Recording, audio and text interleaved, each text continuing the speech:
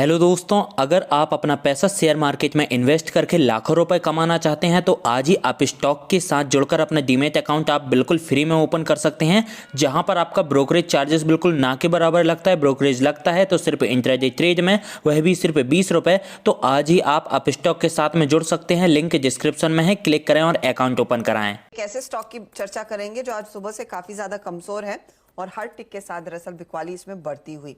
सिप्ला आपकी स्क्रीन पर आ जाएगा, 6.6% का नुकसान।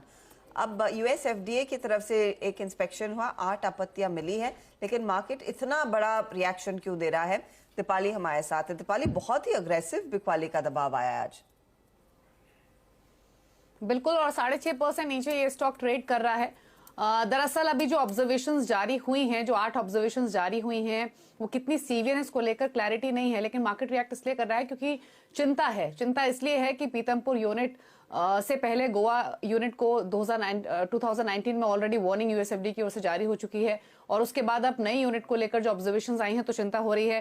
साथ ही साथ कुछ ऐसे इंपॉर्टेंट प्रोडक्ट्स हैं जो इन दोनों ही यूनिट से कंपनी मैन्युफैक्चर करने का प्लान कर रही है, लेकिन वो फर्दर डिले होते हुए दिखाई दे रहे हैं। फॉर इंस्टेंस, अगर हम पीतमपुर यूनिट की बात करें तो ये कंपनी जो FY23 एबिटा है उसमें 15% का कंट्रीब्यूशन एक्सपेक्टेड था, लेकिन अब वो डिले हो सकता है, यानी एबिटा में जो कंट्रीब्यूशन है वो कम हो सकता है। साथ ही साथ जो कंसोलिडेटेड रेवेन्यू है उसमें भी 5% प्लस का कंट्रीब्यूशन इस यूनिट से आता है, इसलिए मार्केट रिएक्ट कर रहा है। दूसरी बात यह है कि 2 इंपॉर्टेंट दवाएं हैं कंपनी की। एक तो जो एब्रेक्सेन है, वो गोवा यूनिट से कंपनी मैन्युफैक्चर करने का प्लान कर रही थी, कैंसर की दवा है, वो फर्दर यहां से अब डिले होती हुई दिख रही है। FY25 से पहले वो मार्केट में नहीं आएगी, एक्सपेक्टेशंस हो रही हैं।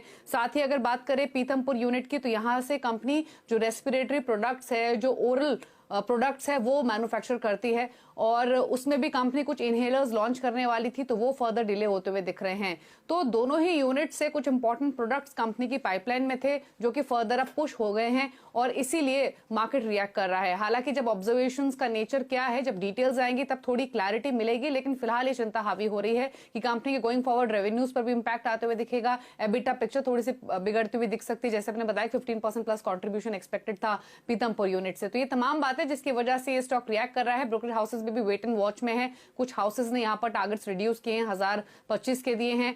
कुछ ब्रोकर हाउसेस ने टारगेट्स को फिलहाल अनचेंज रखा है, लेकिन हाँ, जब नेचर ऑफ ऑब्जर्वेशंस जारी होंगे तब एक्चुअल में इंपैक्ट पता लगेगा।